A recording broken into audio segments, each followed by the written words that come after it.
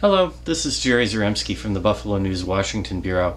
I'm coming to you here again on Monday with a look at what I'm going to be doing this week, what kind of news stories are happening in Washington, and why they matter to Buffalo.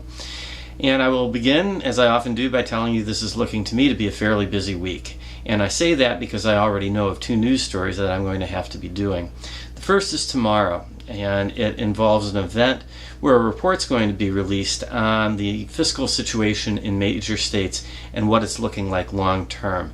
And while this might not sound like the sexiest of topics, it's a very important one in New York State. And this report, I think, is very important just because of who's been involved in putting it together. One of the people who's been involved is Paul Volcker, the former chairman of the Federal Reserve Board, and really kind of a revered figure here in Washington. And the other is Richard Ravitch, former New York lieutenant governor. So I think what we're going to get here is a very good, very independent, and complex look at New York's fiscal situation, how it compares to other states. So that's obviously a very important story for us. So I'll be there at their event, and I'll be writing a story on this for Wednesday's paper. Then on Wednesday, I have a Senate hearing that I have to cover. The hearing is on the issue of prescription drug abuse, and the reason I'll be there is that Avi Israel from Buffalo, New York will be there. As you may well know, if you've been reading the Buffalo News, Mr. Israel lost his son last year in connection with prescription drugs and has been quite an advocate on this issue. He will be testifying, as will Gil Kurlikowski, the former Buffalo police chief who's now the Obama administration's drug czar. So that should be an interesting and important story for us on Wednesday.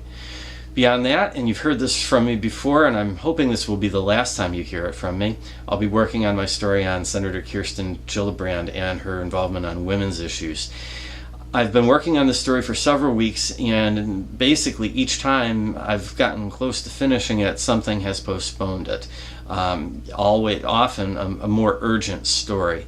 A story that I felt that I had to do right away, lest it lose its news value or lest someone else beat me to the story.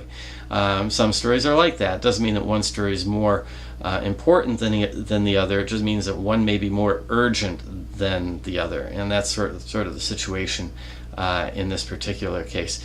So I'm hoping to be doing that. I'll be also taking a look at some of the additional campaign finance filings that have been filed as of last week. I'm looking at the congressional fundraising through the end of June, and I'm sure there will be other stories I'll be taking a look at too as the week progresses. So I hope you'll be reading my stories, and I hope you'll join me next week for another update.